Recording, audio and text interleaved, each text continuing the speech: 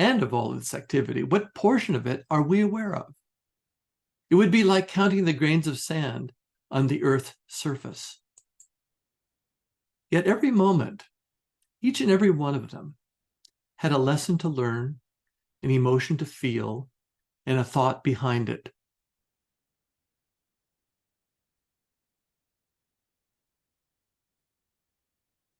To think about human solidarity in these ways solicits a profound humility. The experiences of mankind are largely unknown to us. Just how do I proceed to live to benefit mankind? What would it mean to take the temperature of the human race in any given moment in time? What does humanity need from me today? To what height would I need to ascend? To what perspective would one need to aspire? Who can speak for the whole of mankind? Walt Whitman entertains that thought in his Leaves of Grass when he said of the great teachers like Jesus, that we all labor together, transmitting the same charge and succession. We few equals, indifferent of lands, indifferent of times, we enclosers of all continents, all castes, allowers of all theologies, compassionators, perceivers, the rapport of men. Compassionators, rapport of men. What wonderful expressions to characterize the mental posture of the Mahatmas, the Bodhisattvas, the guides of the human race. What a lofty ideal to aspire to. Could it be that we must earn our place in the family of man? We must deserve the privilege of being part of the human family. Could it be that it is not granted to us merely by being born into a human body? What does it mean to join the human race? We are all invited to be members of the Buddha family, the Christ family, but only a few truly join, perhaps. What is the price of admission, one might ask? The sage replies in one word: benevolence. Human solidarity is the easiest of the theosophical tenets to grasp and seemingly the hardest to practice. Yet human solidarity, which is a phrase that parallels the notion of universal brotherhood, is the central notion of the modern theosophical movement and the maypole of the philosophy. What good is the wisdom tradition, painstakingly passed on from great teacher to great teacher, from sage to sage, generation to generation, if it does not address the plight of the human condition? There is both a nobility and a pathos to the human condition. The nobility comes from the perpetual struggle, the profound effort, the sacrifice and strain necessary to evolve human consciousness upwards. There is nobility in learning to walk. There is dignity in learning to speak. There is respect for those who learn to care and comfort their fellow man. There's admiration for those who have gained some level of contentment and peace of mind through mastering their own nature by untying the knots of past karma, unwinding the petty ego. And above all, there is reverence for those who sacrifice so much on our behalf. To be human is to have one foot on earth and one foot in heaven.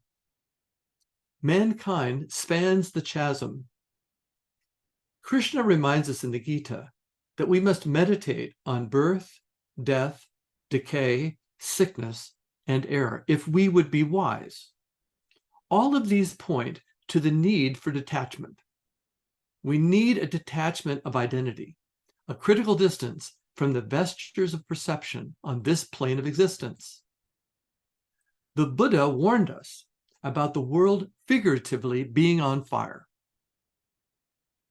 It is on fire because of nitya pralaya, the process of ceaseless dissolution, of constant change. Whatever we cling to will be torn away. But nothing is lost, because there is also nitya sarga, ceaseless creation, which serves as a counterbalance. The sage stands outside the fray in consciousness, witnessing the changes, participating in the play, but never wholly involved in it. Krishna mysteriously says, I created this entire universe with a single portion of myself, yet remain separate. We are in the world, but we are not of the world. And what can we say about the pathos of the human condition? Humanity may have its Mona Lisas, its Magna Cartas, its pyramids, and its ragas. But it also has its world wars, concentration camps, genocide, inquisition, slavery ships, torture chambers, witch hunts, and rape. The human story has a dark side, a bitterly dark side. Theosophy teaches that there is no evil principle at work in the universe. Evil exists because of the ignorance of men. Evil's only home is the human heart and the human mind. A heart and mind devoid of empathy, ignorant of the lives of others, bent on getting what it wants no matter how much others must suffer to fulfill its own desires. The enemy of man is his ego, the separative, acquisitive sense of self. It is the prison cell of selfhood. Is there signs of hope? Hope comes in the form of millions of sacrifices, lovingly given to others. There is in the everyday sacrifices of parents for their children, the compassionate care of patients by nurses and doctors, of school teachers for their students, meals lovingly prepared for families, and the smiles of strangers we enjoy as we walk down the street. We are encouraged by the fellowship of backpackers on the trail who are total strangers, yet share the common bond of the adventure. Emerson said, whenever there are little children, there will be a golden age. There are many signs of hope if we could just turn off the spigot of bad news bombarding our consciousness. Humanity is sustained by millions of acts of kindness that go unreported and often unnoticed. So we face up to our shortcomings and confront facts as unpleasant as they may be. It is the mature thing to do, to take inventory, to pay up accounts, to stand before the rude truth is a heroic act of being human.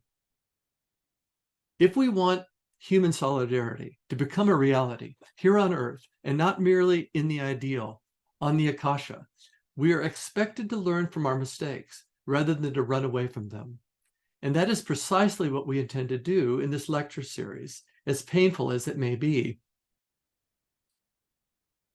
Theosophy is the wisdom tradition, which demands that we ask the tough questions.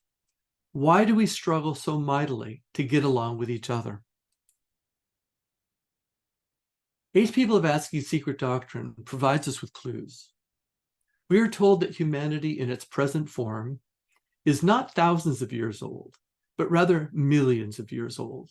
And as fantastic as that might sound, we are living through an immense cycle, which the ancient Hindus called a manvantara, an exceedingly long period of evolution.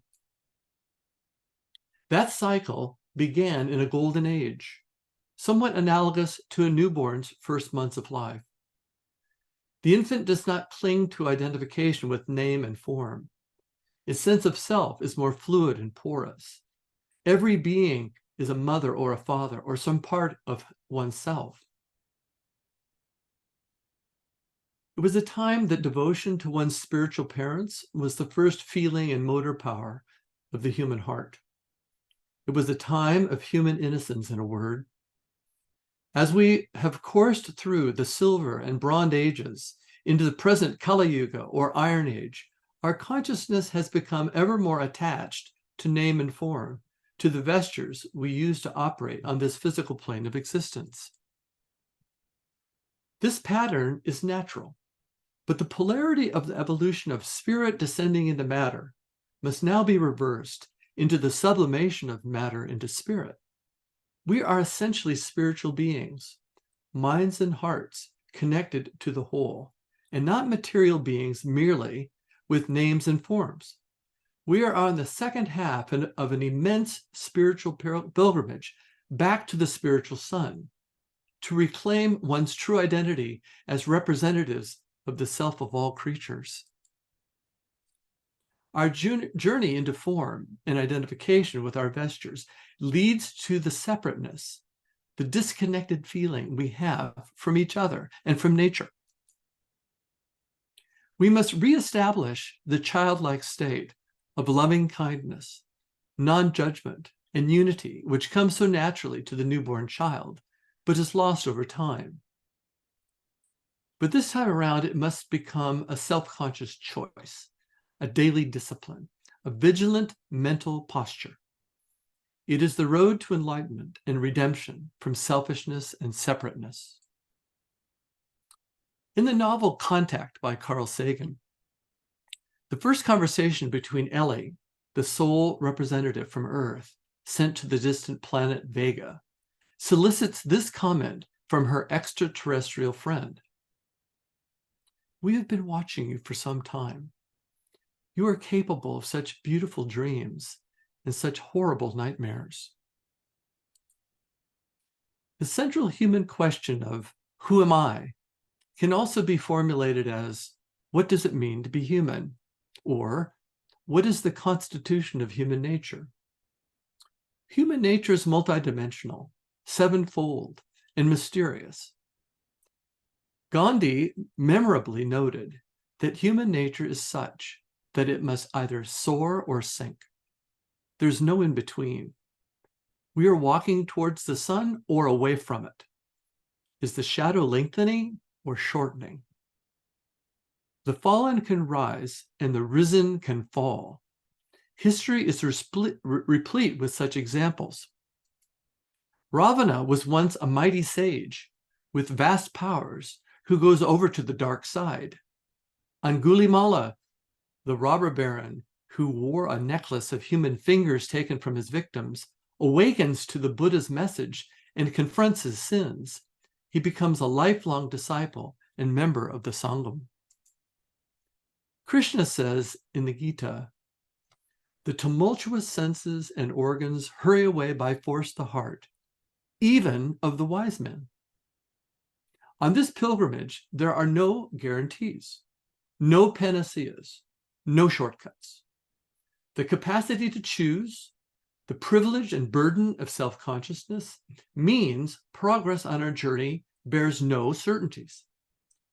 Shortly thereafter, Krishna describes the dangers of the downward path for both the advanced student and the beginner. "He who attendeth to the inclination of the senses in them hath a concern. From this concern is created passion. From passion, anger. From anger is produced delusion. From delusion, a loss of the memory. From loss of memory, the loss of discrimination. And from the loss of discrimination, loss of all."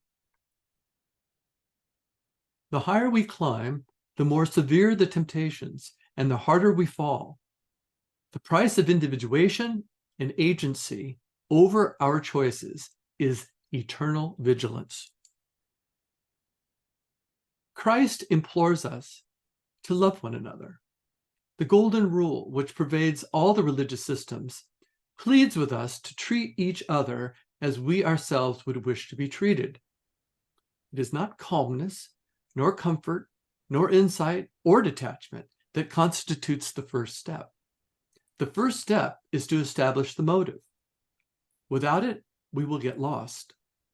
Right motive is the North Star of the disciple, and it must be perpetually and incrementally refined, we are told. To love and serve mankind may seem obvious and simple, but it is anything but. As long as there is a single thread of separateness in our consciousness, selfishness looms around the corner. It is easy to love little children, difficult to identify with the ruthless criminal. Yet Lao Tzu says that the sage has no self of his own. He makes the self of others his own.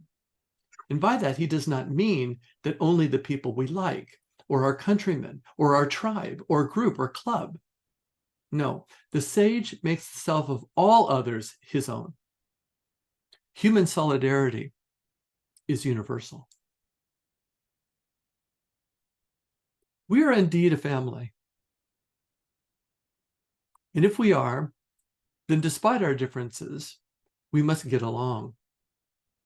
And if we are a family, we are a dysfunctional one at that. The angry elementals of the earth, impressed with our selfishness and greed, no doubt, stand behind the climate chaos we currently are experiencing. Selfishness and greed has concentrated more and more wealth into the hands of a few. We have yet another land war in Europe, and our political discourse worldwide has been gravitating to new lows of incivility. But no matter how dire we paint this picture, it is still only a portion of the overall story. Theosophy is about hope and redemption. Theosophy is the long view. It points to the civilization of the future and to human potential. Tommy Emmanuel, the wonderful Australian guitar maestro, was asked what he did for a living while on a long plane flight. And he responded by saying, "I'm in the happiness business. I play my guitar and people get happy." The Dalai Lama proclaims that Buddhism was not really his religion. A strange pronouncement indeed coming from the foremost spokesman for that tradition on the planet. My religion is loving kindness. My philosophy is the teaching of the Buddha. Every human being on the planet would benefit from the attitudes of these men. We can all make loving kindness the centerpiece of a life well lived. Perhaps it is precisely what is owed to each other. The duty or dharma of being in a human form might very well be benevolence. This could help to break up the divisions created by religion that have so divided us and become the source of so much evil. Gandhi went on to say that every man essentially has his or her own religion, and that is the manner in which we choose to live our lives. What would it take to see each other as souls on an immense pilgrimage? What would it take to see beyond the color of our skin, our gender or class we are born into? Human solidarity is impossible without breaking down this false sense of identity. Put another way, human solidarity is impossible without an immense capacity for compassion. It is impossible without love. In this lecture series, we intend to take head-on some of these barriers to human solidarity and expose some of the maladies that separateness has created in hopes of finding cures. Today, we will hear talks on 3 poisons that divide us: genderism, classism, and racism, the 3-legged monster of our times. And I would like to close my remarks with a short poem by Edward Markham, when he so beautifully said, "He drew a circle that shut me out. Heretic, rebel, a thing to flout. But love and I had wit to win. We drew a circle that took him in." Thank you. Thank you very much, Jerry. The image of that human solidarity is the maypole of the philosophy that stays with me. And I think you've provided us a maypole for our considerations today. Let's turn then, and I call upon Fran, who is going to offer us some reflections on genderism.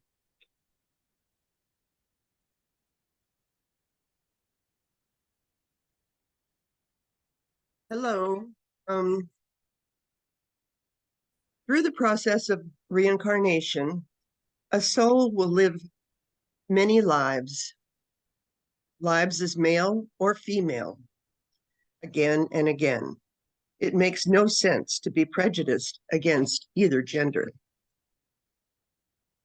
My particular task here is to focus on sexism and how it impacts human solidarity. We all know that the LGBTQ community is also a target for hate crimes and abuse under the umbrella terms sexism or genderism. Here, however, I will focus on prejudice against women. Though progress is slow in coming, we must persevere in our efforts to rise above our lower nature. Action is the necessary fulfillment of our responsibility as incarnate beings. When women are considered inferior, family is considered inferior. Pregnancy, giving birth, and tending the young are brushed aside instead of being honored as the sacred jobs that they are. When we all, women and men, weave together homemaking and employment, balance and equality can be restored. What joy. Theosophists know that the word man comes from the ancient Sanskrit word manas, or mind. But in the world we live in today, the pronoun man often means all people. This use of the male pronoun to represent all human beings has profound effects. It diminishes girls' and women's sense of being and of being fully included in human society. It also strengthens boys' and men's notions that they are the primary human beings.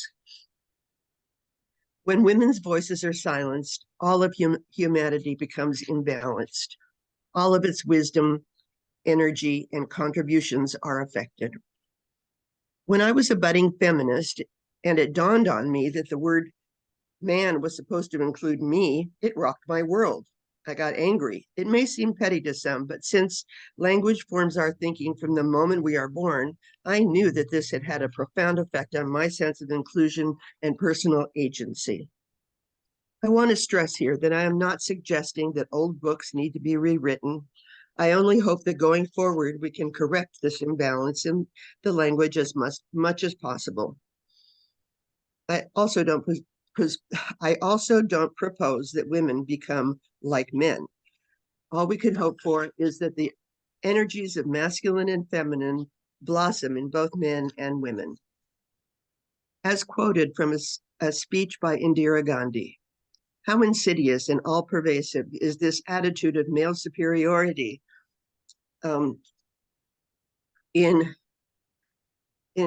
as revealed in the vocabulary of languages all over the world. This is unquestioningly accepted and acquiesced to by all but a minuscule minority of men and also women. Mr. Ling White, president of Mills College, wrote of the use of the masculine generic pronoun. The penetration of the habit of language into the minds of little girls as they grow up to be women is more profound than most people, including most women, have realized. For it implies that the personality is really a male attribute, and that women are a sub or subhuman species. He goes on to say that it is time that we looked more carefully where the thoughtless use of stereotypes is taking us. Man as leader, woman as follower. Man as producer, woman as consumer. Man as strength, woman as weakness. This is the cosmography that has brought us to man as aggressor and humanity as victim. Theosophy, the wisdom tradition, was brought to us through the voice of a woman, Helena Petrovna Blavatsky.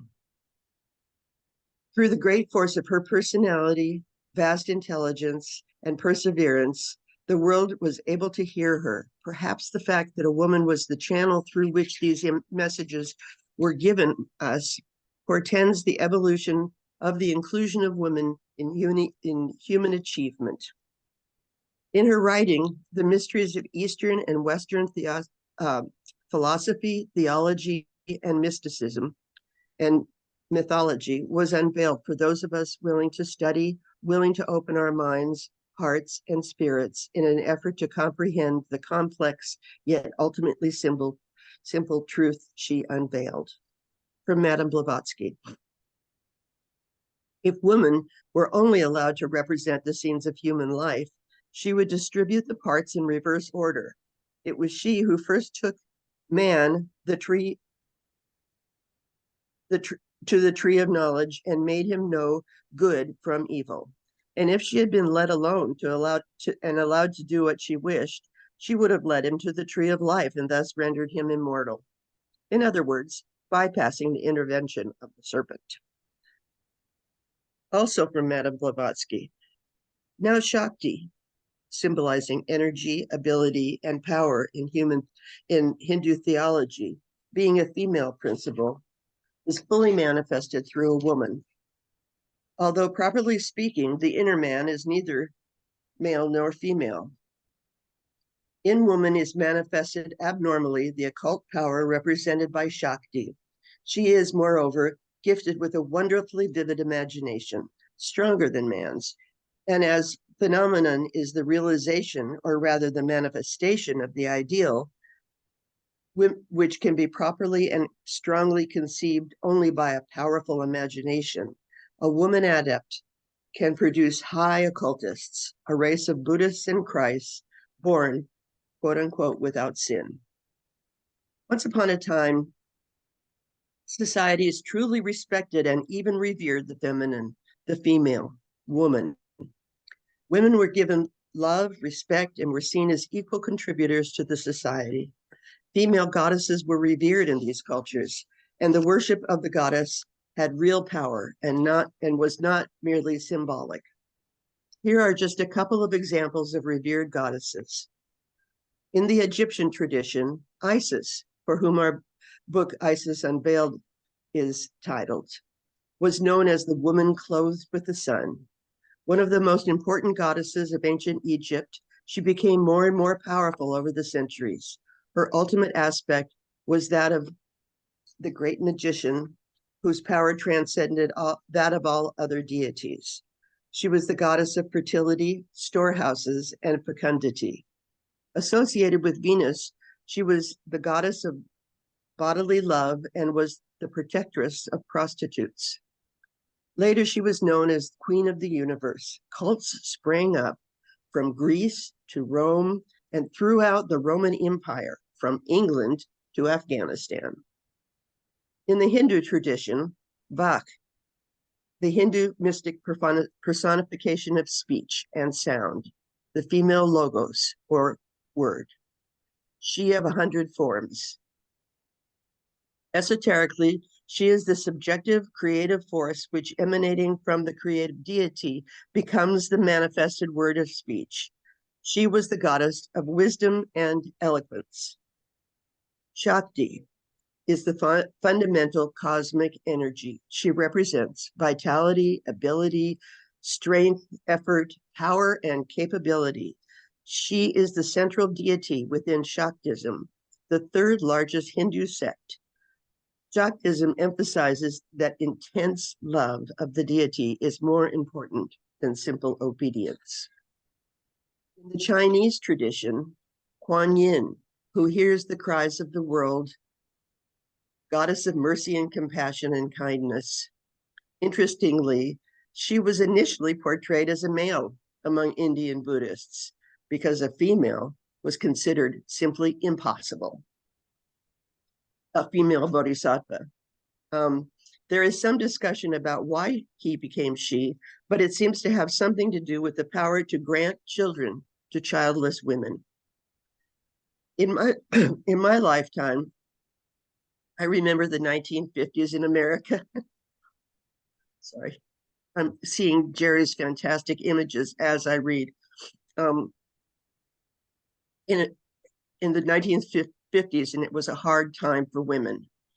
Men were back from World War II, and women who had been working in all kinds of professions, remember Rosie the Riveter, were sent back to the kitchen and out of the workplace.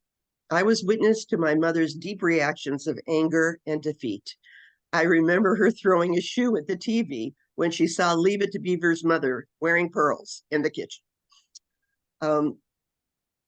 The second wave of the feminist movement in the 1970s, the first was in the 1900s, was born from the tears of our angry mothers. And we, their daughters, also felt anger and confusion. Looking at the oppression of women now, and throughout history, we were appalled. The ongoing horrific flood of abuse of women was and is heartbreaking. It is only through the merging of the fundamental traits of compassion, generally considered a feminine attribute, and forcefulness, generally considered a masculine attribute, can we hope to live together, male and female, yin and yang, in harmony, and evolve into a peaceful world community. It is a slow, one step at a time process. Here are some words from some heroines from our own historical period. Mary Wollstonecraft, women's rights advocate in the 1700s. I do not wish, she said, women to have power over men, but over themselves. Maya Angelou, writer. Love recognizes no barriers. It jumps hurdles, leaps fences, penetrates walls to arrive at its destination, full of hope.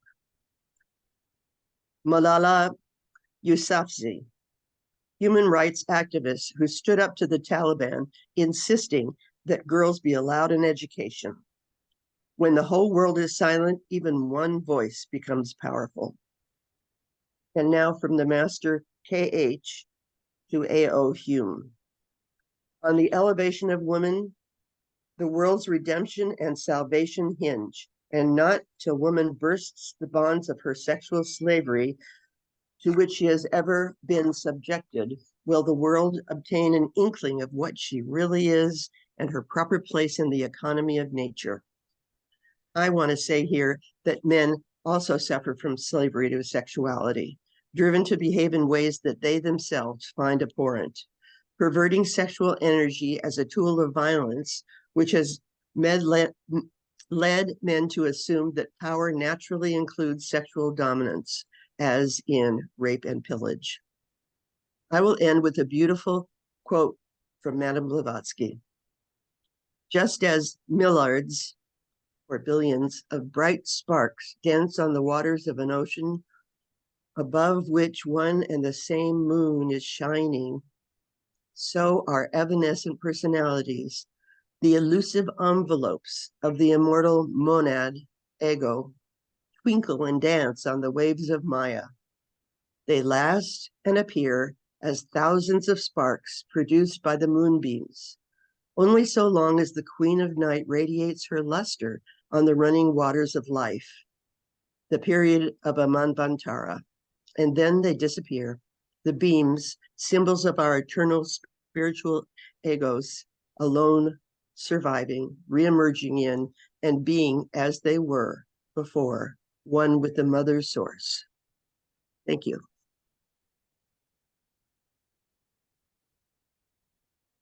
Thank you so much, Fran. What a comprehensive and heartfelt speech that was, and really you've mined some wonderful quotations too, from very good sources. So thank you. We are now going to hear from Takara, who's going to speak about classism. Thanks, Joe.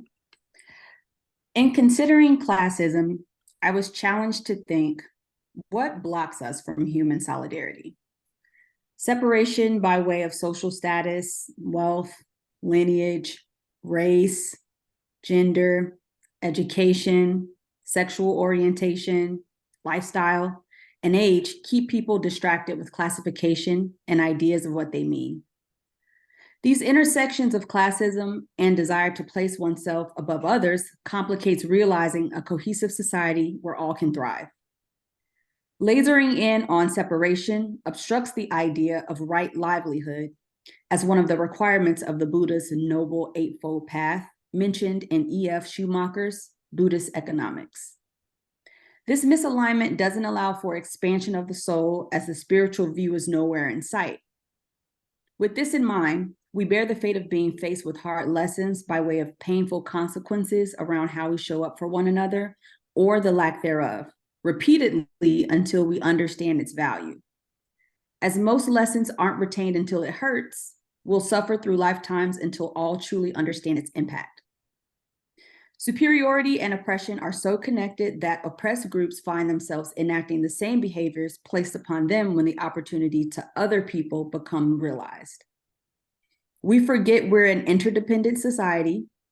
No one thing happens in isolation. Classism erases this with an us over you mindset that is misguided and lost in over-indexing on differences. This could be better considered from the perspective of seeking to understand our differences and how we can benefit one another by way of them. A shift in thinking could transform that separation into connectivity if explored in an altruistic way. We see some examples of how classes are benefiting one another being played out currently with strikes across industries where various working classes are fighting for fairer wages. Specifically, the WGA and WGA and SAG strikes, where people from vastly different economic statuses join forces against corporate executives and have won through solidarity. Now, imagine if society could weave together from various backgrounds without seniority or status to focus on a shared value system where each individual has a purpose connected to the sustainability for all via their skilled efforts. We'd be a step closer to solving socioeconomic issues such as poverty and homelessness. It's understood if one is thinking critically that this, of course, is the ideal. But examples such as the writers and UPS strikes show promise of what human solidarity could bring.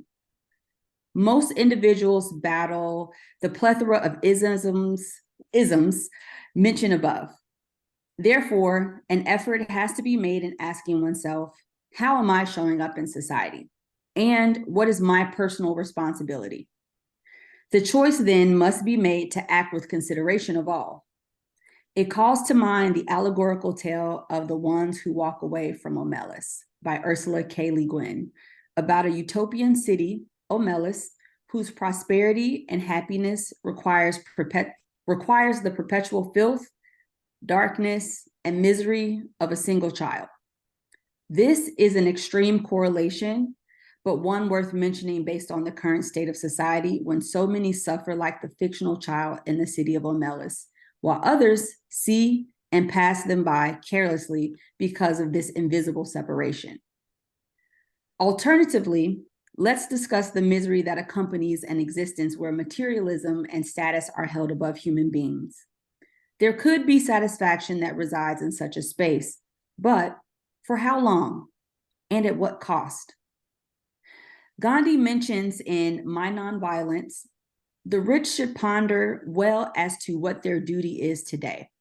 They who employ mercenaries to guard their wealth may find those very guardians turning on them.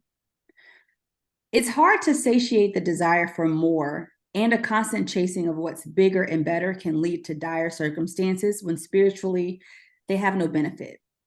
At what point is immense wealth and status protected? Another word from Gandhi on the duty of the rich.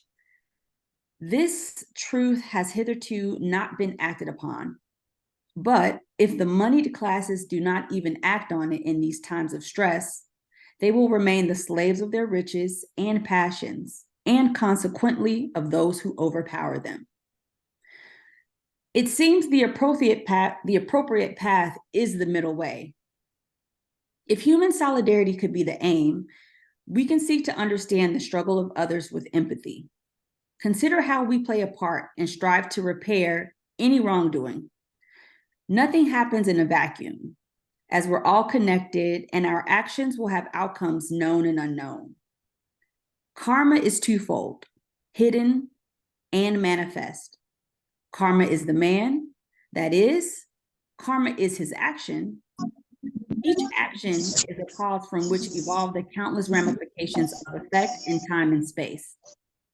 That which ye sow, ye reap. In some sphere of action, the harvest will be gathered. It is necessary that the man of action should realize this truth. It is equally necessary that the manifestations of this law and the operations of karma should be clearly apprehended from the aphorisms on karma. Understanding that our experiences stretch beyond this life, we now know that our actions impact the circumstances of our shared existence hereafter and should promote deep thinking on how we're choosing to live. If we push ourselves to consider the wheel keeps spinning, is this not the reason enough to consider it important to treat others as one family? I will end with a few thoughts from Martin Luther King Jr. and H.P. Blavatsky in regards to nonviolence, poverty, and the 4 golden links from the keys to Theosophy. First, from Martin Luther King. When we look at modern man, we have to face the fact that modern man suffers from a kind of poverty of the spirit, which stands in glaring contrast to his scientific and technological abundance. We've learned to fly the air like birds. We've learned to swim the seas like fish, and yet we haven't learned to walk the earth as brothers and sisters. Another, if our economic system is to survive, there has to be a better distribution of wealth.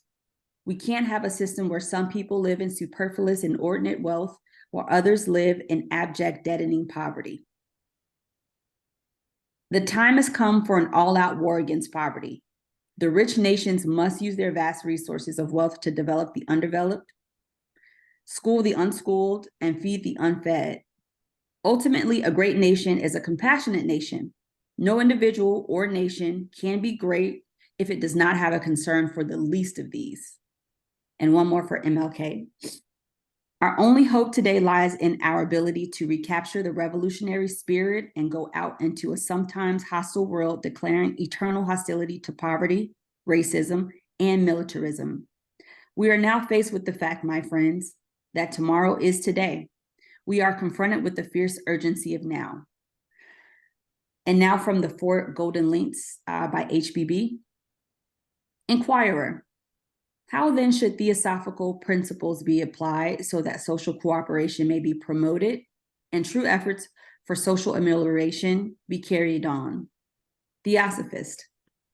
Let me briefly remind you what these principles are: universal unity and causation, human solidarity, the law of karma, reincarnation. These are the 4 links of the golden chain which should bind humanity into one family, one universal brotherhood. Inquirer, how? Theosophist. In the present state of society, especially in so-called civilized countries, we are continually brought face to face with the fact that large numbers of people are suffering from misery, poverty, and disease. Their physical condition is wretched, and their mental and spiritual faculties are often almost dormant. On the other hand, many persons at the opposite end of social scale are leading lives of careless indifference, material luxury, and selfish indulgence. Neither of these forms of existence is mere chance. Both are the effects of the conditions which surround those who are subject to them, and the neglect of social duty on the other side is most closely connected with the stunted and arrested development on the other. In sociology, as in all branches of true science, the law of universal causation holds good. But this causation necessarily implies, as its logical outcome, that human solidarity on which Theosophy so strongly insists. If the action of one reacts on the lives of all, and this is the true scientific idea, then it is only by all men becoming brothers and all women sisters, and by all practicing in their daily lives true brotherhood and true sisterhood, that the real human solidarity, which lies at the root of the elevation of the race, can ever be attained. It is this action and interaction, this true brotherhood and sisterhood, in which each shall live for all and all for each, which is one of the fundamental theosophical principles that every theosophist should be bound, not only to teach, but to carry out in his or her individual life. Thank you. Thank you so much, Takara. What a eloquent and intelligent consideration of classism you've given us, and a wonderful heartfelt plea for not equalizing material wealth as much as the wealth of the spirit, which has to come first. Our remaining speaker today is Wanda, and she's going to consider for us racism. Good morning. Hi, Wanda. What is racism? Where did it come from? When did it first appear and why? How is it propagated? What is the race issue that's holding us back?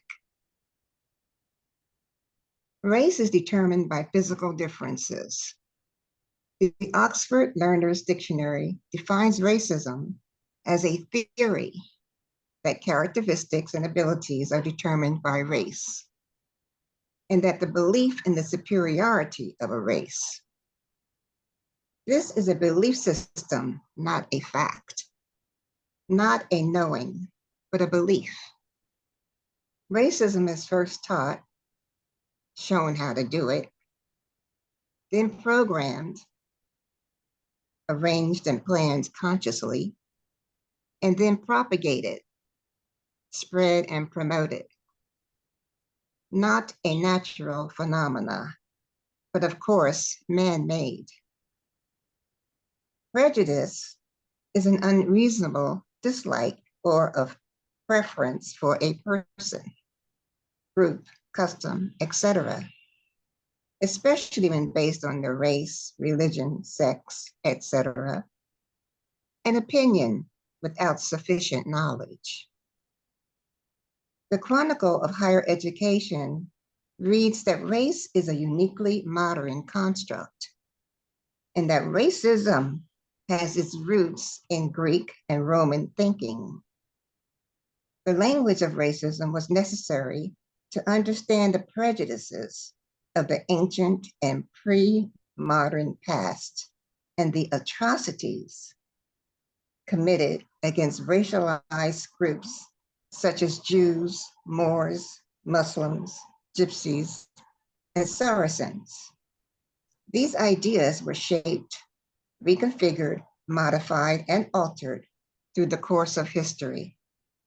And then, following conquests into the New World, came the beginnings of modern chattel slavery, also known as a transatlantic slave trade, and the hierarchical system of human differences.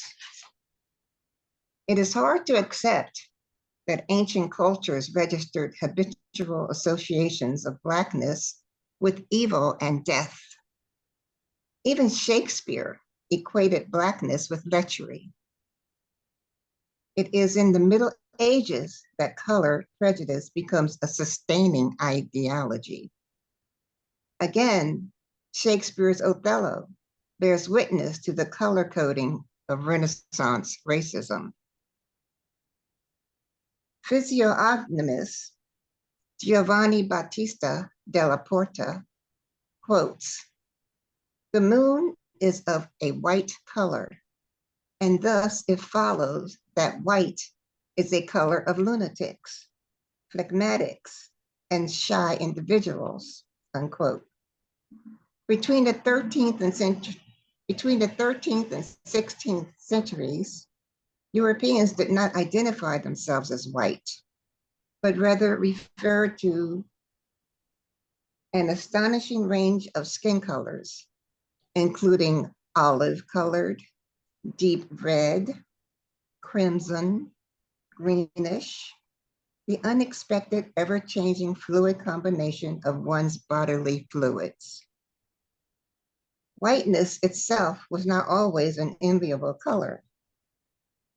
While James Schneider points out that the Black Magi, the Black Madonna, Christ as Black, and the close association of Black robes is the idea of a good Christian, while symbolizing the values of the religion. It connotes modesty, austerity, and a rejection of temptations.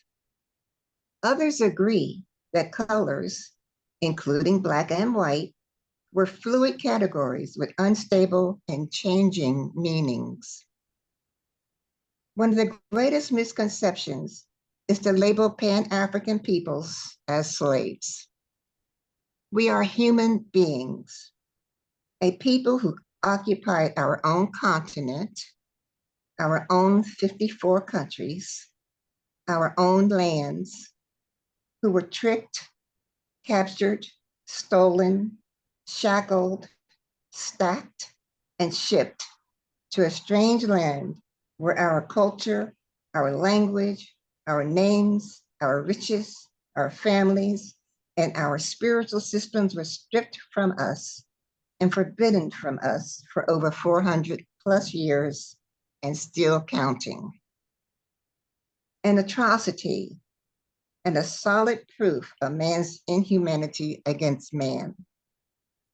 We were lynched, shot in streets, boiled in oil, tarred and feathered, raped, sodomized, whipped, separated, and forced into free labor. And we endured whatever else an evil, distorted mind could think to impose upon a people because of their natural melanin pigmentation, a color that birthed all of humanity. America is a great country and proven to be great time and time again. Yet it is also the most racist place on the planet. While there were hundreds of years of elevation of whites, there were hundreds of years of depression of Blacks. America was founded on white supremacy in 1619. The first ship to transport Africans to America was built in Massachusetts, a ship named Desire. Upon arrival, America passed laws to keep people in subjugation. Killing slaves was not a felony, not punishable by law. Lynchings were legal.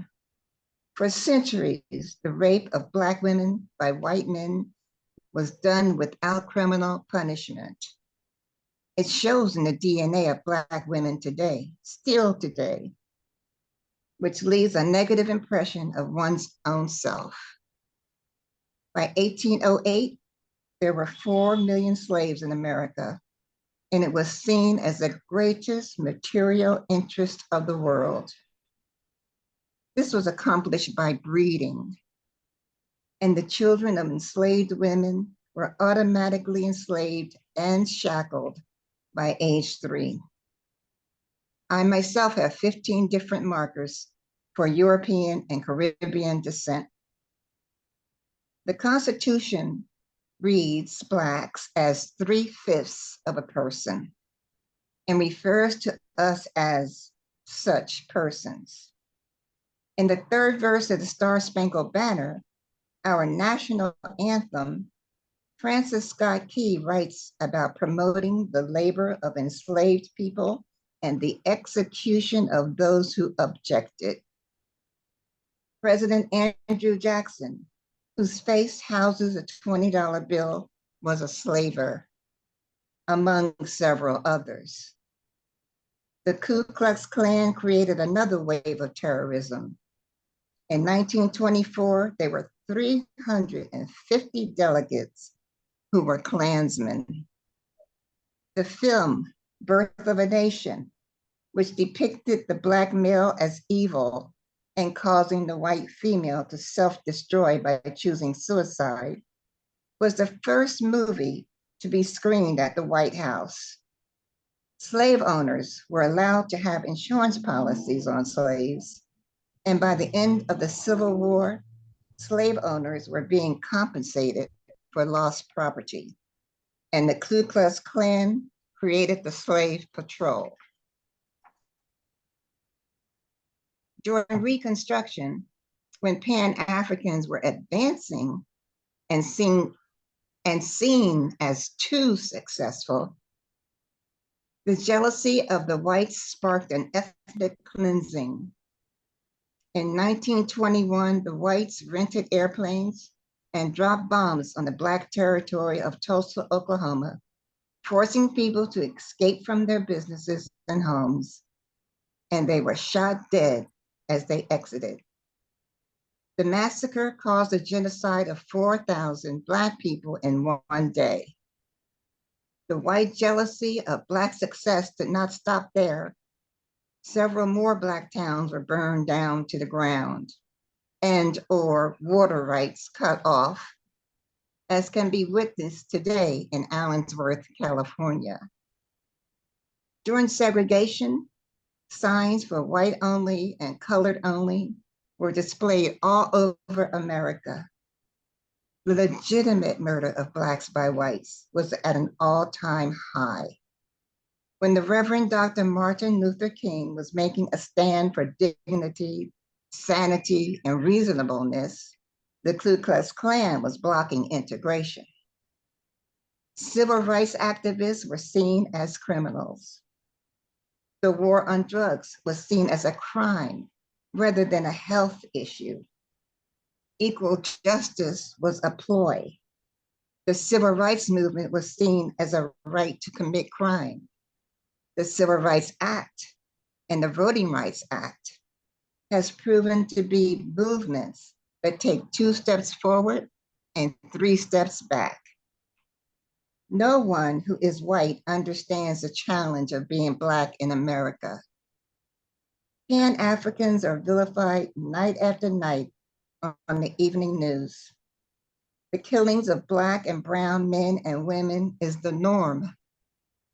Black Lives Matter is projected as a hate group.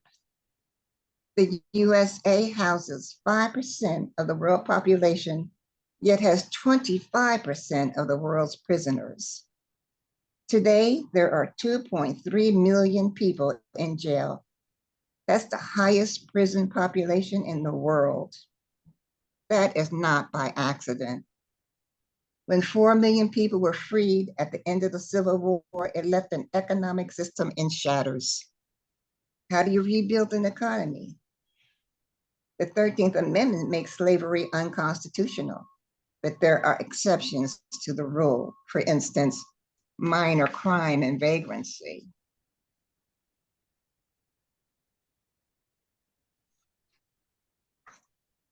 Imprisonment equals free labor. Whites are products of history their ancestors chose. Blacks are products of history their ancestors did not choose. In 1968, the Reverend Dr. Martin Luther King wrote his last speech, which was to be expounded on April 11th. He was assassinated on April 4th. The title of that speech, Why America May Go to Hell. Slavery is not the responsibility of Pan-African peoples. History is based on a lie. History is written by the victors. History is his story. Whites are taught that I am superior. Blacks are taught that I am a slave. When Pan-African children are born, they can feel the pain of their parents due to fictitious white supremacy, mental derangement, a poisoned heart, and systemic allowances. The lights in our children's eyes go out by the time they are 3, 4, 5 years old. Racism is a painful and uncomfortable conversation. Racism is a white person's problem. People want changes, but they don't want change to cost them anything. In order to heal from the stress imposed on us, Pan-African people have to return to the beginning and relearn what our ancestors left us, which is our own traditions, not European ones, which are detrimental to us. Our ancestors lived in peace. Peace is a part of the culture. Africans think communal. All of your children are my children. When negative energy is forced, we take on characteristics of the oppressor. Domination, control, taking land is a different mentality. We all have stress due to this mental instability. The race issue holds us all back, Black and white. Theosophy equals divine wisdom. Divine wisdom equals an awakening, seeing further. Thank you.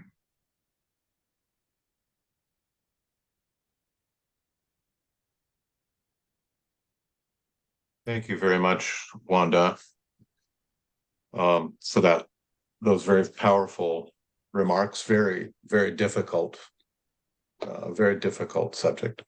I really just in generally really thank Jerry for pulling us together and having us together, which is always better than individually, put our attention on these three very uncomfortable but important diseases, really, that we can't hope will go away automatically or resolve themselves automatically, and that require unlearning and undoing and unloving before we can live and love in the right way. We have some time now for comments and discussions. I'd like to remind people at the bottom of your screen, you will have the reactions button. You can raise your hand, and a little hand will show up, and then you can unmute, and you have the floor.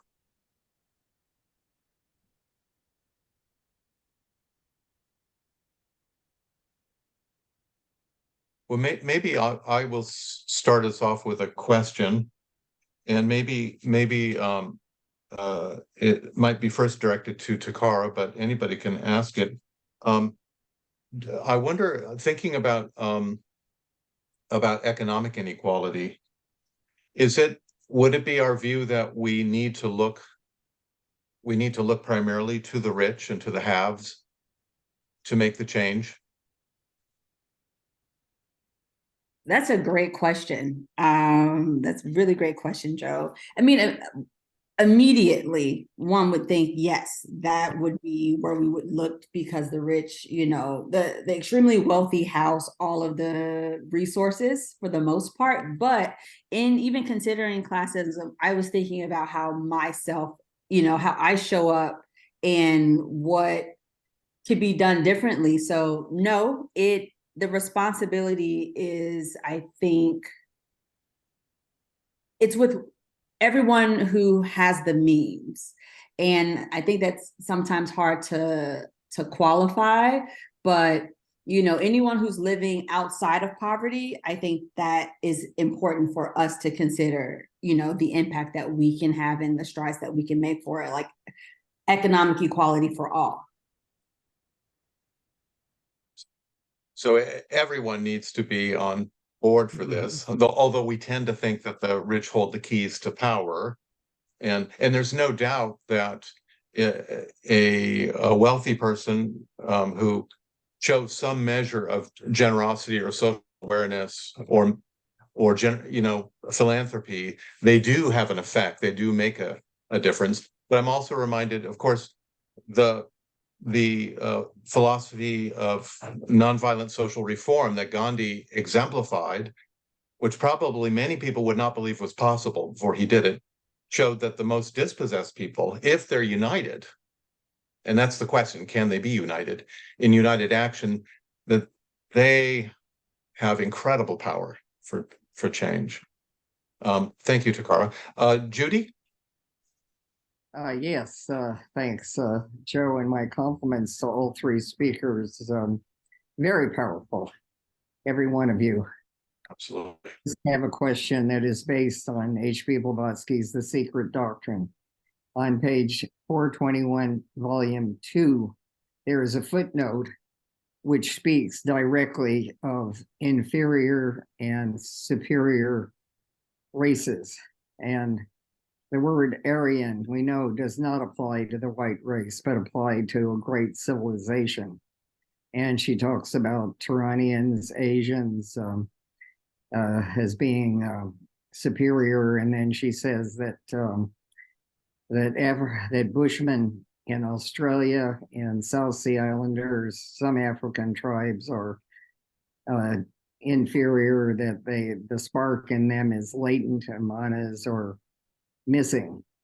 Then on page 425, through a very complex argument, she ends with a statement, paraphrasing by me, that thus the argument of inferior and superior races falls to the ground and is a fallacy. So this seems like a logical contradiction.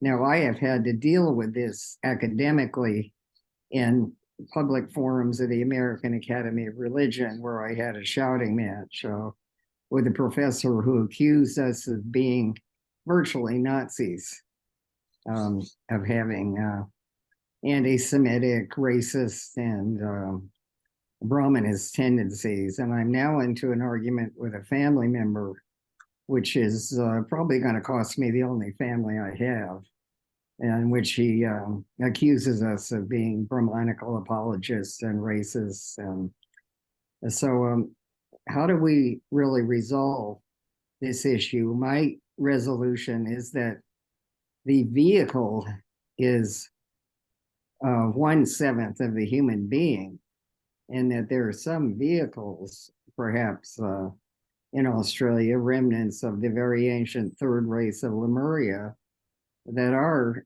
declining, that this is not the human being itself. These beings will be reborn in higher states. And also that we know that given half a chance, African Americans Africans in all cultures have excelled magnificently given an educational chance. And so at any rate, we need to address these issues in the secret doctrine, because we will be intensely attacked academically and otherwise. So I wonder what you people think about it. As I said, I'm trying to deal with it. And I know what H.P. Blavatsky says, but what people do is they'll lift certain things out of this secret doctrine without reading the whole of it. So how do we deal with this, friends? I'm sure you have some better ideas than I do. Thank you. Okay. Boy, some tough doses of realism today, folks. Thank you, Judy. Jerry, do you have some thoughts on that? Yeah, I think Judy's wise to take this issue head on, because hopefully as the secret doctrine gets a wider reading, these issues are going to come up again and again, and as fellow theosophists, we need to think about them. First of all, anybody who spent any time at all with theosophical teachings in any group anywhere in the world over the last 125 years immediately should know that the main idea, at least the phraseology from the modern theosophical movement, was universal brotherhood, which it was intended to mean human solidarity. I mean, the very fact that we're having this lecture series on this topic, the fact that it's so emphasized, immediately rules out any idea of superior or inferior races in the tradition. Secondly, how do we measure inferior and superior? By what measure? So what if someone has autism and is severely limited in certain capacities because of autism?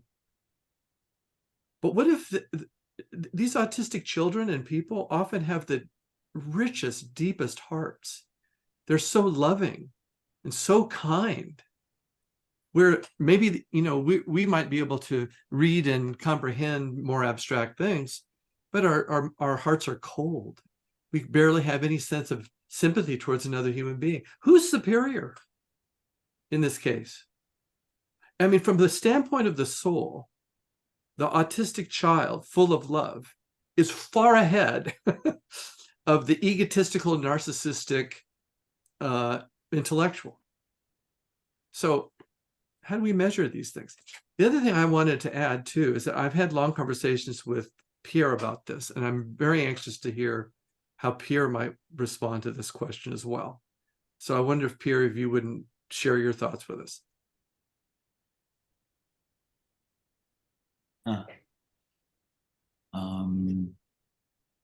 Let's turn the video on here so you can see me.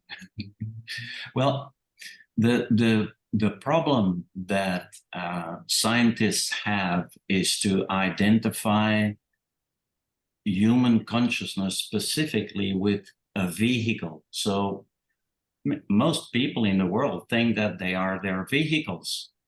And what we really are incarnating souls. And HVB points it out in the Secret Doctrine. All human monads have gone through vehicles that are, compared to our present state of evolution, we could call, quote unquote, inferior, because the vehicles develop as well.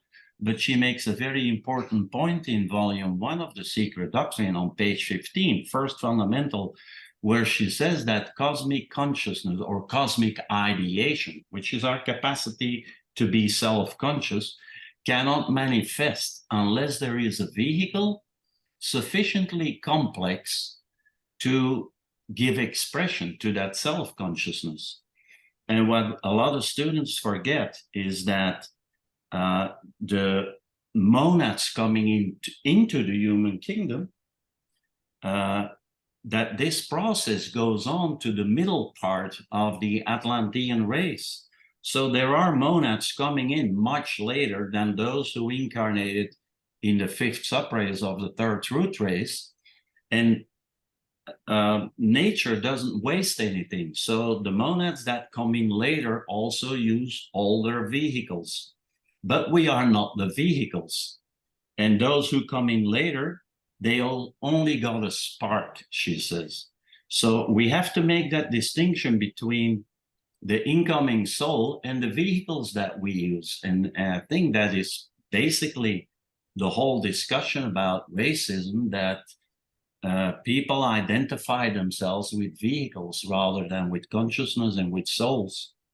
But that's a tough cookie to to convince everybody that we are incarnating souls and not the vehicles. So yeah, that's it. Yes, thank you, but it's hard to convince some people who won't read the context of the Secret Doctrine. They'll just look at things, and I have actually heard HBB called a Nazi on television. That she was behind that whole horrible movement and perversion of the term, which is so untrue. Another challenge too is that the term race in the Secret Doctrine frequently does not refer to any ethnic group, but instead refers to a whole stream of human beings going through a cycle. You could say it's like an age more than it is a skin color or a nationality or an ethnic group. And as Wanda said in her talk, that, you know, this whole business of white and black or of ethnic groups, it's kind of a modern construct. In the same way, like where does Mother Nature see the dividing line between Mexico and the United States? It's an artificiality. I mean, it's all part of one landmass. Human beings have put a boundary line in there and said there's supposed to be this on one side and that on the other. But nature doesn't support it. And, you know, if we go by skin color, well, good God, there's zillions of them. You know? So I think Theosophy is saying that let's get away from that and let's see humanity as a whole, as a whole. That's the solidarity idea. So each one of us is disenfranchised. Each one of us is broken. Each one of us is incomplete. Each one of us has more evolution to transpire. Every soul is going through this pilgrimage, but we're doing it together. And who knows, you know, how that progress will proceed, because each one of us is the captain of our own ships. But the idea is that none's to be disenfranchised. What is Mr. Judge's beautiful statement about this? Something about never allow anyone to be outside one's. Cast nobody out of your heart. Cast no one out of your heart. Thank you. That sentiment, I think, typifies the spirit of the whole philosophy right there. before I call on Laura, I was thinking about just picking up a thread from something Judy said. You know, in Theosophy, taking these vast views, there are the rises and falls of civilizations. And, you know, and therefore, it's, you know, a civilization rises and ripens and comes to the fullness of its powers and its appropriateness for a given age. And then it declines. And we can, changing the scale, we can see that with individual human beings. I mean, when my mother was elderly, she was an inferior driver, and I had to take the wheel, you know. It was just a fact. So, you know, it could be looked at impersonally, and it could be looked at in terms of these larger cycles, the ripening and then the declining of civilizations, which is a fact. And Laura, did you? Just wanted to say we can take courage from our great teachers down through the ages, because every single one of them came under attack. And we also attacked them in our ignorance in the past.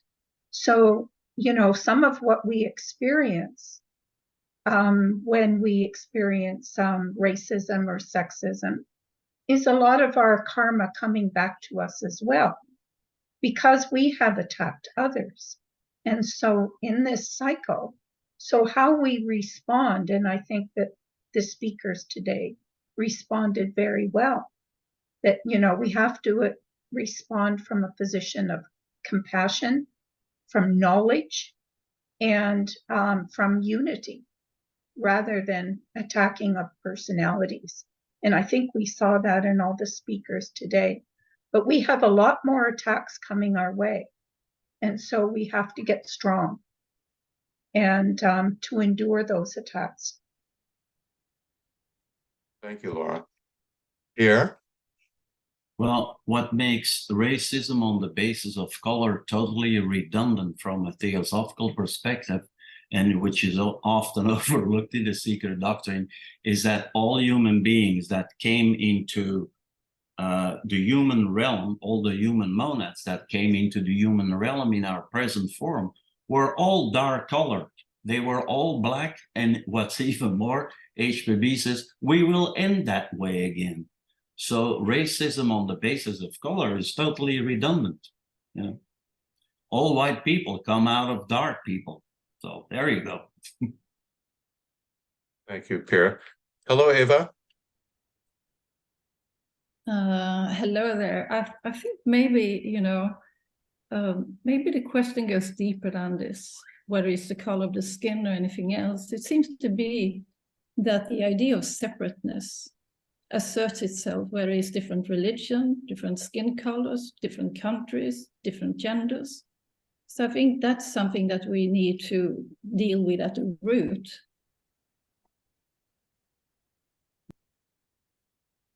And that puts it in the psychological realm, Eva, wouldn't you say? And I don't know, do you have anything to say about what motivates that, or I don't know? Well, I think we have to have also maybe a little bit sense of humor in this, because we all do this the whole time. You know, emphasis is the idea of separateness without even being aware of it. So when we take things too seriously, and I don't mean at all that we shouldn't take these things seriously, but taking oneself too seriously, you know, with regards to one's personality, will imply some kind of superiority feeling, right? And that sort of reinforces the idea of separateness.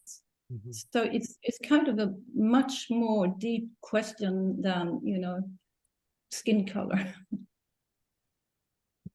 Yeah, so I mean, it has to do with our misplaced sense of entitlement, or pride, which usually often mask some sense of lack or scarcity, which isn't being dealt with. And then it plays out on the outside world. So true. Jerry? I think Eva's right on. This issue of separateness, the desire to be superior, the the idea of being special, is the underlying disease behind all three of these topics. You know, classism and gender problems and racism all share the same disease. And, you know, if we think about the idea of the spiritual path, in any effort we have to assert ourselves over another is walking backwards. I mean, the spiritual path has to do with going in the other direction. I mean, what is the central ethical principle in the ancient wisdom tradition? It's altruism. So any efforts we make to push ourselves in front of the line or to suppress some group so we can feel better about ourselves is essentially spiritually walking backwards. You know, what did Gandhi say? That he was working to reduce his, let's say, personality to a zero, to a cipher, he said. So I think Ava's onto something really, really important. There's an underlying disease in the human constitution that we've got to be aware of, and we've got to take measures to combat. Thank you, Terry. I need to, as chairperson, call attention to the time. We are just past 11:30, and therefore I want to give anybody an opportunity who wishes to leave and get on with your day to please do so. And to thank you very much for attending today, for your attention and listening, and on behalf of ULT and Universal Theosophy, I want to thank the speakers very much for really extraordinary statements, so thoughtful. I took a lot of notes, and this is going to stay with me for the week for sure. So anyone who wants to stay, we'll leave the room open and let it kind of take its natural course, and we can field some more discussion here. I wanted to bring up, just before I get to Fran, I wanted to turn to Wanda for a moment, and you know, with such a powerful and heartfelt view of reality, and and I wanted to ask her about something that's brought up a lot about reparations for African Americans. And I wanted to bring up some kind of a little revelation I had some years ago, where people were saying, well, that has nothing to do with me, that's all in the past. And, you know, with a little bit of math, I just kind of superimposed, you know, from 1619 to present on a 1-hour clock. And if you do that, the civil rights movement, which certainly has not solved everything, but is of major significance, the civil rights movement is 53 minutes into the hour.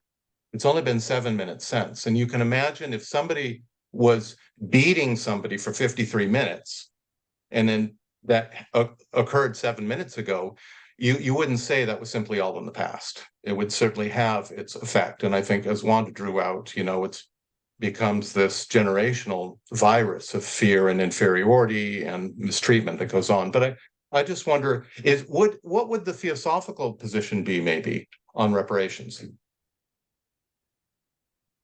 You asking me about the theosophical Yeah. position? Yeah, Wanda, do you have any thoughts on that? I haven't thought about the theosophical position on it, but I've had thoughts about it. Yeah. Well, what would be your thoughts about it, since your thinking is informed by Theosophy anyway, or, you know? I don't, it would be nice, but I can't see anybody coming up with a price. Yeah. That would be like unfathomable. Yeah.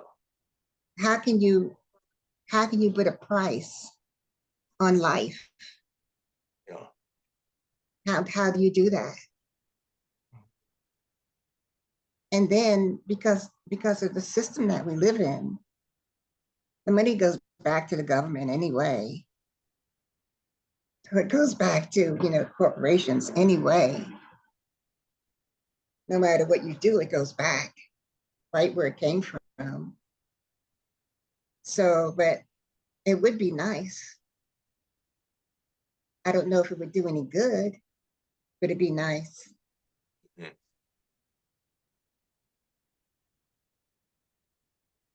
Yeah, it just, I mean, it seems to me obvious that you can calculate to some degree the enormous financial advantage that's been transferred from uncompensated labor for all those years. And it seems to me, I don't know, it just seems to me it's very reasonable to consider that responsible people today would want to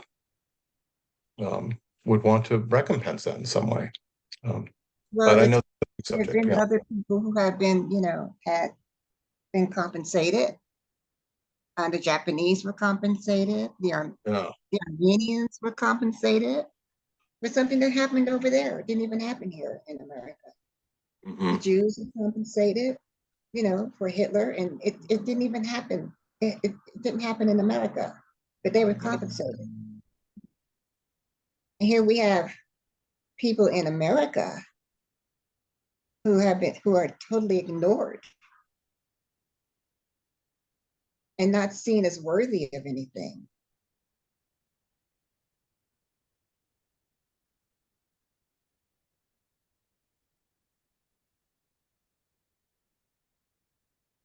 You get Takara and Fran, Joe. Thank you. Fran.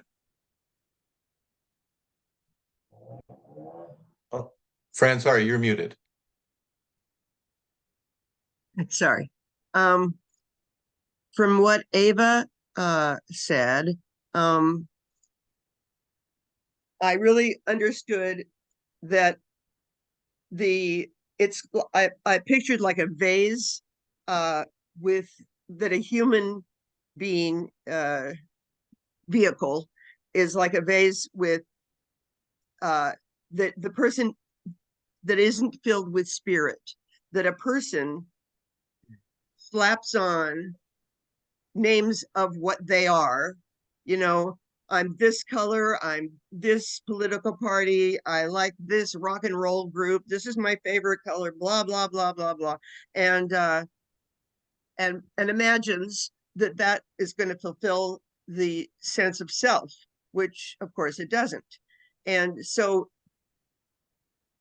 the remedy to this illness would be that all people would have a sense of their own, essential spiritual self, and that would be the cure for the illness. Was what was the thought that I had. That's all. Thanks. Oh, thank you. Yeah, it's the tyranny of the familiar, isn't it? That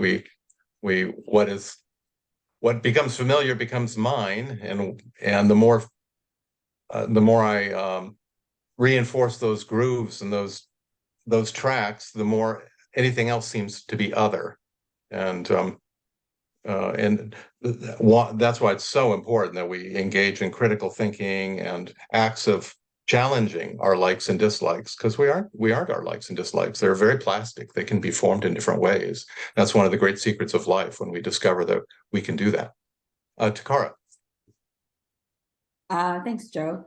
So in consideration of your question to Wanda, like the theosophical view of reparations and what that could be, because one, huge task, right? How does the US even work to try to remedy that? But I think from a theosophical perspective, like the consideration, the compassion to work to atone, really it's not the US, globally, to work to atone for the mistakes that were made for hundreds of years, would set a precedence and would then be like initiate thought across minds. Because if a group of people are agreeing to say like, hey, this happened, and because of this, these people were affected, and this is how this is our attempt to correct that, right? This is our good measure, our good faith measure. And I think that could be something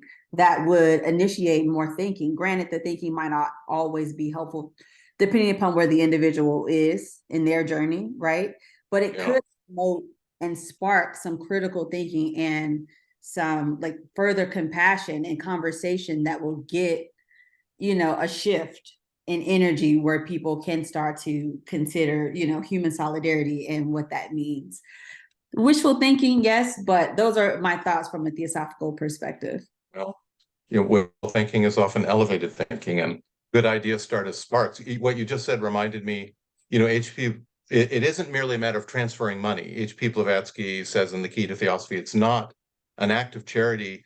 Is the money part, however important it is very minor compared to how that is given, and if it's given with personal attention and love. And I think you're absolutely right. For people alive today to not dismiss it and say, oh, well, it wasn't my generation, I have nothing to do with this, but to acknowledge there's a debt, and that many of us are advantaged today because of the cost of what was paid in the past. Even to acknowledge that consciously, you know, does a lot of hard work, I think. Allison. Yeah, Joe, I think you touched right there on part of my thinking in terms of a theosophical point of view. If you're taking into consideration reincarnation and karma, not addressing the constant kind of ongoing effects of enslavement of such a huge population that lives here and now remains a debt unpaid. It just remains a shackle that not only holds back the entire nation. And so it has to be addressed, as Takara is saying, intellectually. It has to be a conversation. It has to be some policy issues right here and now to address what continues to go on. That's a big part of it. Wanda hit on another excellent point when she says, well, how do you put a price on that? Because it's not just what happened in the past, it's the legacy of what happened in the past and its ongoing effects. So it is a huge question, but I think from a theosophical point of view, it would do all of us good to have it addressed specifically, so that we can at least put it into context and work with what kind of karmic effects it has, what kind of ongoing effects it has for everyone's soul. The other thing I wanted to point out, and I wanted to thank Judy for bringing this up to start this whole discussion, is what is written in The Secret Doctrine. I believe that if there is not a real effort to address what was said and to clarify the issue of race in that doctrine, that this is going to be an ongoing problem. Of course, you can't go back and understand or try and speak for HPB, but I think that current theosophists are kind of obliged to deal with that issue, because if it isn't dealt with again, I think the whole teaching kind of suffers, you know, and is kind of got a target on its back, so to speak. So those are my comments, but I do want to also say that the discussion has been great and the speakers were outstanding. So thank you all for that. Thank you, Allison, for those comments. Very helpful. Jerry? I want to move in line behind David. I'd like to make my comments after him. Okay, thank you. David? Oh, thank you. I'll try to get on here. Thanks. Yeah, I wanted to kind of look on the other side of it. What does Theosophy have to offer the people that have been violated? Because they're not going to get compensation. In other words, what can Theosophy do to help the person who finds himself, you know, in that situation? You know, I think of the idea when someone's been violated. Like I remember who was it, Pope John Paul? He went and forgave the man who shot him, and that probably had a great relief for him as well as for the other person. So I'm wondering, we can't always expect that compensation's going to happen, you know, but the people that have been violated, you know, they're dealing with a lot of psychological stuff that they need to move on from eventually, whether they're compensated or not. So I thought we'd explore that a little bit. You know, what Theosophy has to offer. Am I clear or not? Yeah. Yes. Of course, you know, I think one of the points that all three speakers brought out is the, you know, sexism, classism, and racism, the advantages that they seem to give some few over the many are illusory. And that one of the points that was brought out everyone is disadvantaged by these things, especially, you know, by racism. And that's very important. It's very important for the seeming privileged to look at what their losses are as well. But going to your point, of course, you know, all the great teachers have taught that we have to, you know, it opens up this huge subject of forgiveness. What does forgiveness mean? And that we have to learn that ultimately we're not being held back by the way we've been, you know, been abused or traumatized or harmed. That we can call on resources within ourselves, and even learn to use difficult situations for strength and, you know, enlightenment ultimately.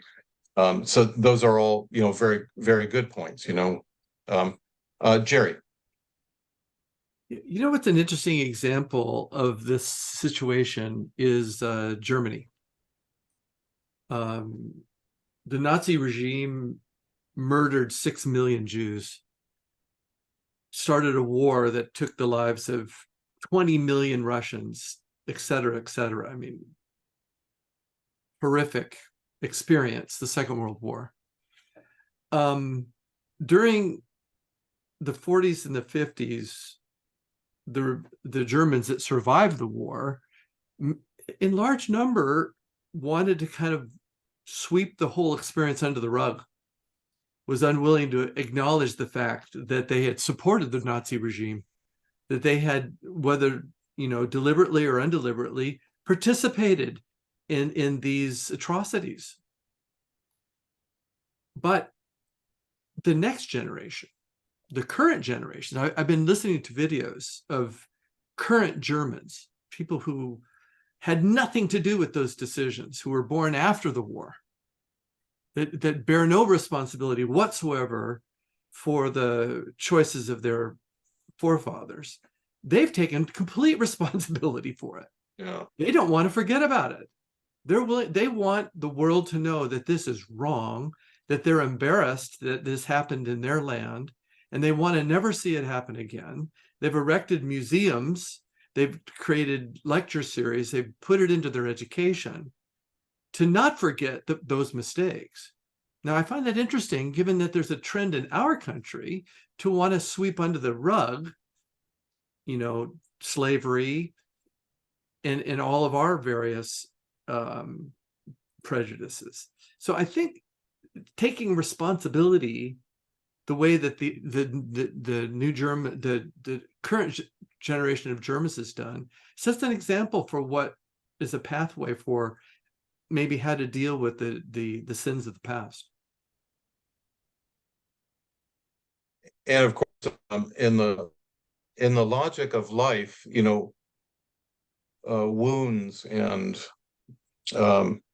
disappointments and tragedies are part of the fabric of life. We can't wish them away, and I think it's really important to recognize that facing the healing power of the soul, the restorative power, the resourcefulness of the soul is drawn on by facing and surmounting these issues. Life at the microcosm or at the macrocosm it's not possible to consider without recognizing that fundamental fact. And any of us in our personal history, we recognize and perhaps thank certain difficulties and tragedies we've gone through, if we've used them, as Rabindranath Tagore says, to strengthen ourselves, to see that side of pain. And I'm reminded a few years ago, I did go to New York City and saw the memorial that's now the park where the Twin Towers stood. And it was a beautiful autumn day, and as I walked around, the massive fountains and the awe-inspiring scale of it all, and the beautiful trees, and the sunlight was on there, and everywhere I walked, there were people all around talking amongst themselves, and it seemed like every step I took, there was a different language, a different international language being spoken. It was just this kind of gathering of humanity from all areas of the globe, and I was very moved to see that this is the legacy. It isn't simply woundedness and harm and woe is me and setback and tragedy, however much those exist. But there had been this collective response that was so tasteful and so elevated, and something that everyone could share in and could feel the grace of it from anywhere on the globe. I was very impressed by that. And it made me feel like, yes, the human spirit is bigger, much bigger than the will to harm. Ava? Yes, going along with what you were saying, Joe, we may recall what the Dalai Lama said when it was announced about 9/11. He said, let's not make this a problem about Al-Qaeda. This is the problem of whole humanity. So again, emphasizing how do we treat each other? So we have to put it into larger context. So, the solidarity all the way. That's very good. Yeah.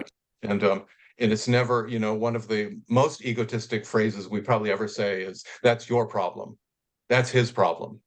Sometimes we hear people say that to their children, sadly, which just creates a terrible sense of separation.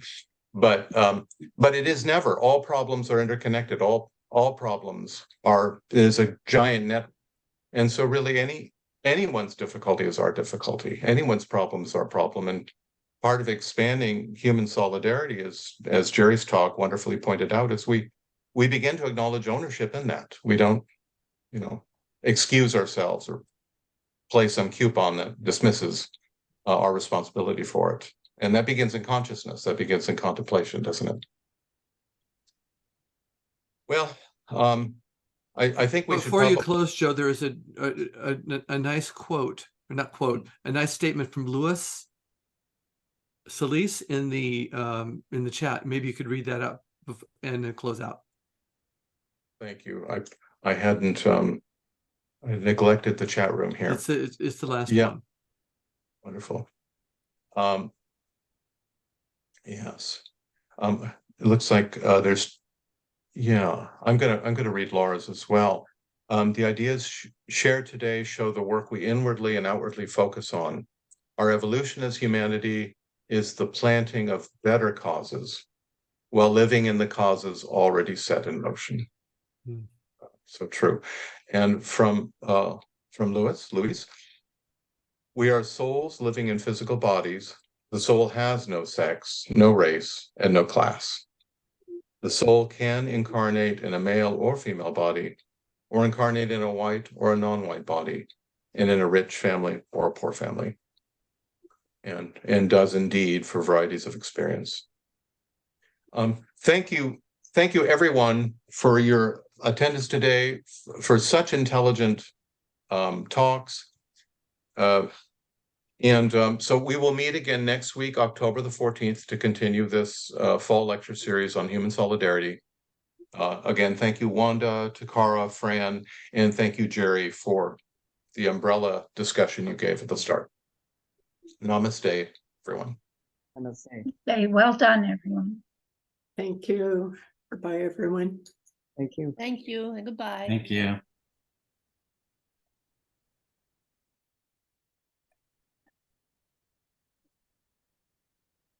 Thank you. Bye-bye.